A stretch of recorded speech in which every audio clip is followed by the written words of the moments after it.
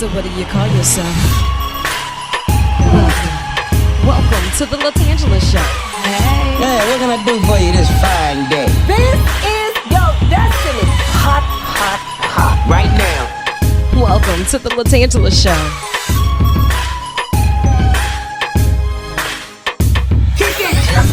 Come on in and enjoy yourself. Right now.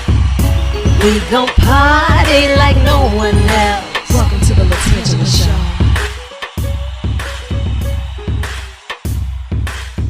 Testing 1 2, testing 1 2. Hey, what's really good? It's your girl LaTangela, and thank you so much for taking time out of your schedule to hang out with me for another episode of the LaTangela Show. Well, we'll chit about this and we'll chat about that. You know, I am the queen of random research, so sometimes I have to dig a little deeper, come up with some stats that we probably cannot use, but if I read it, I got to tell it to someone, so I might as well tell it to you. Well, here we are. Now, according to my friends over at Reddit, some of the weirdest food combos that people swear by, like it may not mean anything to you, but to them, they simply refuse to have these menu items unless they're just like this. 20 of the weirdest food combinations that I came across, and I'm just going to give you a couple. Cornflakes on ice cream. That's not so weird. It could be like a topping, so I'm going to let that slide. Tuna sandwich with barbecue chips inside. That's like a hood favorite, so that's not really off. Strawberry jam on a fried egg.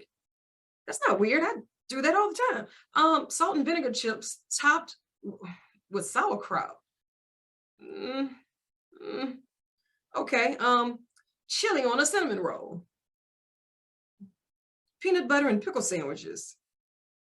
Peanut butter was a big ingredient in general, okay? So people also said that peanut butter on pancakes and peanut butter and jelly with tortillas instead of bread. Fries dipped in soy sauce. Fries dipped in mashed potatoes and gravy. Mashed potatoes with chicken noodle soup instead of gravy. Okay, you know what? I just need to know for the taste of Tange. Who are they asking? I'm not quite sure I'm up for that one. Now, when it comes to parenting, things can get tricky and a little trendy. Now, here are a few things that are topping the parents' news sessions for Q&As. According to my friends over at YouGov, is leashing your toddler the new acceptable norm in public? Yes or no? The first time that you saw somebody with their child on a leash, did you think, why would you do that? Who does that? Until you realize that the kid just runs all over the place, be like, hey, that kid needs a leash. Okay. Now, a few questions that parents are really topping the board with. Would you rather have a boy or a girl? I don't think that's a weird question, especially for new parents. 19% said boy, when 15% said girl, and 54% said no preference. I just want my baby healthy and happy. But just note that men were more likely to say that they wanted a boy. Now, what color would you paint your baby's room? That's one of the questions that parents are just bickering back and forth with. The top answers for baby girls were pink, purple, and white.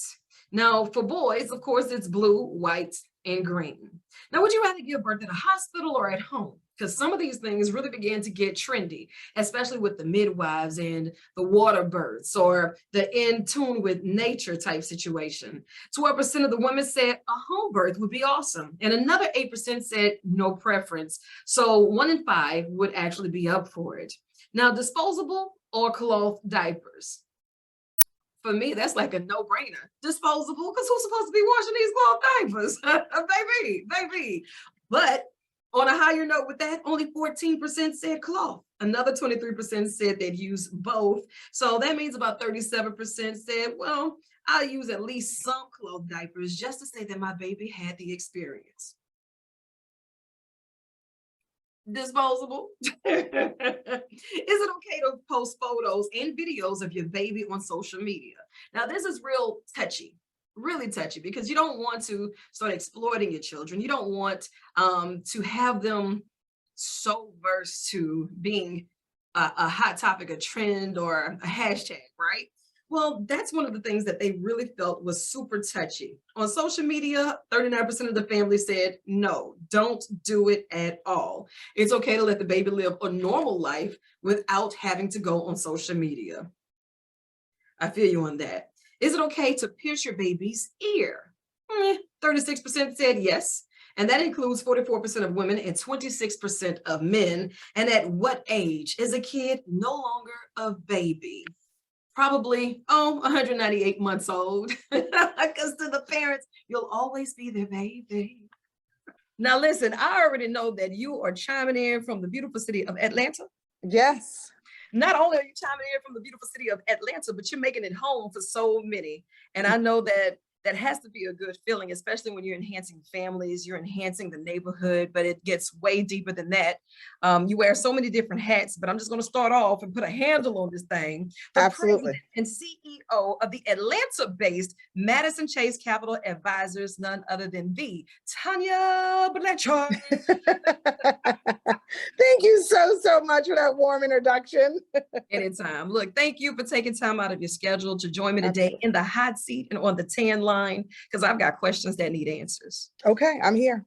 Now, how did you know that this was the world that you wanted to enter? It's not a hobby, it's a passion, and it's your purpose. How did you know? You know, it came at a time in my life, this opportunity. I had recently divorced, and I really was looking for quality of life and unlimited income, and to be able to help people. So this was like a win-win. My background is finance. I've always been in finance. So when I got into mortgages, it was just really just a matter of learning, like, you know, really a good faith estimate. I knew terms, I knew numbers, I knew money. So this was just a way for me to help our community, help people on a much bigger level, just really accomplish that dream. There's nothing like owning a home. Absolutely. And you know, with that, so many people, they have this fear. Oh, I can't afford it. Oh, I can't get to it. Or that's a dream of mine, but I can't really obtain it. But if you have the money to rent, if you have the money to go on these shopping sprees, if you have the money for all of this, you know, spending on food, because, you know, a restaurant will have my name on it. And I think, Right. do you hear me? I would drop a bag at a restaurant on a field trip. It's just about learning how to prioritize that. So over the years, things have changed. What has been one of the biggest hurdles for you in making people believe that they can obtain that goal of owning a home? I just think it's really shifting their mindset to, you know, I like to tell people, if you're not paying your mortgage, you're paying someone else's. And a lot of times you'll have someone disappointed because they wanted, you know, the house that they could qualify for. It was, you know, it wasn't enough house. It wasn't what they thought. So they're like, oh, well, I'll rent. But it's like, well, own it, stay in it for a few years, and then you either get to rent it out or take that equity somewhere else. And that to me is the biggest thing. I had a client that I met at a girls' trip to Hilton Head, and she was my roommate for the night. And we just had a quick conversation. I said, do you own a home? I was at, do you own a home? She said, no. Yeah. And she said, no, I'm divorced. I said, what do you think your credit score is? She said, 580. And I was like, well, do you have 401k? She said, yes. She was recently divorced. And that was in April we met. And she closed on her house July 1st. But what I love about her is she sacrificed. It wasn't her dream home. It was like a house that was $189,000, but it was hers for her and her children. She was recently divorced. The beauty of that story is in 2020, she sold that house with that profit. She bought her dream home for $350,000. Paid off her car, used that for a down payment because she was humble enough to say, let me own something. If you're not owning, you're not in the game. You'll never be in the equity game. You'll never be in the wealth transfer game because you're not even in it. You're just sitting on the sidelines. Yeah. And you got to get in the game. And you got to get in the game. We live in this instant gratification now. Everything is so instant. And with these devices in our hand, everybody want to be stuntastic. Everybody has to be a hashtag and a retweet. So if it's below or beneath a standard that society has set as acceptable, you know, we begin to second guess ourselves. So instead of saying, I'm going to invest in myself and grow it out, if it's not what somebody is posting in a filtered lie, let alone a filtered life, we don't even want to start, you know. So getting out of our own way has to be one of the most critical parts. But then when you say, okay, well, what's your credit score? We got to be transparent about this type of stuff too. What can you afford? What are some of the things that you can learn how to sacrifice? What would be some of those small tips to make a big difference further in the game that you would give? I would say the biggest tip is systematic savings, from your savings account to a different account, nothing that you're connected to. Get a savings account at a credit union. Don't get an ATM card. Have systematic withdrawals coming out, because it's going to add up, and it's going to add up fast. So, if you can't afford to buy right now, give yourself a goal. There's nothing wrong in saying in 2 years, I want to purchase my home, Right. and from there saying, okay, I need X amount of dollars. Let me just start saving, whether it's $250 every pay period. But once you see that money grow, and we have to sacrifice, everybody wants everything now. Right And now. you have to sacrifice, because my biggest joy with doing mortgages are really the children. When something about home ownership gives your child a security like no other. Just Yeah. walking in that house, running in from the bus, knowing that it's theirs. And the child doesn't care how big the house is. That's you. That's you saying, I want a 3-car garage. Why do you need a 3-car garage? I wanted a house with a basement. Yeah. I did. And, I had to, my mother, when I bought my house, she had to remind me a couple of years, 2 years ago, me and your dad were helping you pay your rent. So I sacrificed. I didn't get the basement, but I got the master on the main, and my kids had upstairs. So Yeah. you've got to sacrifice somewhere along the lines, and just put yourself in a position where you could pay that mortgage monthly.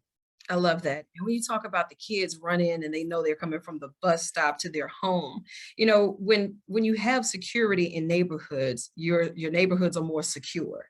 You know your Absolutely. neighbor. You don't have to worry about every 6 months or every eviction of an apartment or a rental that you're getting somebody else every 3 to 6 months. Yep. You know the schools that your children will be attending. You know the church that's in the neighborhood. You know your neighbors. Yep. It just gives you that sense of security, and that enhances the neighborhood, that enhances your life, because that becomes your village. And now we just don't really have that, because everything is just so pick and go. And you have like this big, what would you call it? Ring around the rosy. And you also have fake, Instagram and, social media, makes you think that everything is grand. But I'd much rather have a 3-bedroom, 2-bath house that I own than a 5-bedroom, 2-car, 3-car garage, pool in the back that I rent. Right. Right. Because when it's time for you to go, all you're going to do is that landlord's going to say, thank you so much for paying my mortgage for the last 3 years. And on to the next. And on to the next. And then that's money that you can't get back. Right. With your company, I know that you all stay busy, but exactly how does that work? Is it referral based? Do I just say, hey, I heard about this, my friend used you, I really want to know more? Absolutely. I get my, I've been doing mortgages in Atlanta for 18 years. So I'm licensed in Florida and Georgia. And one of the things that my realtors have definitely been my center of influence. So I know a lot of real estate agents, I'm about the community, Women's Council of Realtors, Empire Board, etc. Yeah. So I've always been present. And then because of Instagram, I'll get people from Instagram as well. I think the biggest thing for, and I'm not being cold when I say this, I'm not a credit repair specialist. Yeah. I'm a mortgage company. That's true. That's fact. And so when you come to me with a 560 or 5, why are you applying for a mortgage? I always tell people, people want to tell you about God and faith. And I said, listen, no matter how much faith you have, 1 + 1 is still 2. All day, every day. You know what I mean? I had a girl who Faith's gonna give you time to go work that out. Right, exactly. He's going to give you time to work that out, because you want to be ready and you want it to be a joyous experience. And sometimes you could do everything right and something comes up at the end, but that's better than going into it behind the 8 ball. My lease is up in 30 days and you call me on day 4, we've got 21 days, your score's not where it's supposed to. It's usually around day 19. Don't do it. Okay. We really try to test your skills. You sure you can't help me? I mean, I got a couple of days left. Like, what you doing? Right. Yep. And so I think preparation is really, really key. And to know that if you want it, you can accomplish it. And I think that's another thing that people just don't have because they don't dream. You know, Yeah. if you don't dream, if you don't, do that vision board, put your house, everybody can say you're crazy. Like, you just got a job after being laid off for a year. Hi, now you're going to get a house next year. Yes, I'm going to get a house next year. Yeah. Yeah. That Because if vision you, board, make it clear. yep, exactly. Write the vision, make it plain, and put in the steps behind it. Right. And implement that plan and surround Yes. yourself with great people that can put you in the right direction. Yep. If you know that a systematic savings is something, and that's a great tool to say, because listen, I'll open up a savings account, but yeah, I'm gonna need this attached to my debit card. Right. You guys, you never know. So I just well, so yeah, thank you for that. And that's something that people really need to understand the importance behind it. Temptation will always be there, but whatever's on the other side of that sacrifice, what's worth it to you? Because whatever that sacrifice looks like, it is going to require you to stand in. It's going to require you to waver through, even when it's hard. Yep. And I know that it hasn't been easy for you to sustain throughout the years, because you're dealing with mentality, you're dealing with the market doing whatever it's going to do at any given time. Yep. So people's decisions can really impact your level of how you can thrive in this as well. So congratulations to you for one, being on top of your game, running it with style and grace. Talking about just another day on the job and whatnot. Right. And you're making it happen, and you are making the world we live in a better place, one block at a time. Literally. Yes, thank you. I love that. One block at a time. I love that. I love that. Thank you. Absolutely. And if we have any further questions, or if we really want to be a part and we want to support you in your efforts, how can we contact you? Well, you can contact me. My number is 770-851-9334. The website, and you can go online and, hit info, is www.mccapitaladvisors.com. And I always tell people M is for Madison, C is for Chase. My company is actually named after my children. So it's www.mccapitaladvisors.com. And then it's info@mccapitaladvisors.com. And if you have any questions, concerns, I'm there. I want to help. You know what I mean? I want to get you in that position to own, because it is not only a life changer, it's a generational changer. It is. And look, you hug those inspiration called children for us. And if there's ever anything that you need on my end, I want you to think of this as an extension of your office. Say, look, Tan, I got to get in the hot seat on the tan line. Let's make it happen. And you can consider that done. And I'll be making a field trip so I can see what's popping off in Georgia sometime soon. You come and I will show you a good time for sure. Absolutely. I know you got work to do, so you chase the sun or let the sun chase you. But either way, get after it. I love you, and there's absolutely nothing you can do about it. Thank you so much. I love you too. It was a pleasure. All mine. Likewise. Take care. You too. All right. God bless.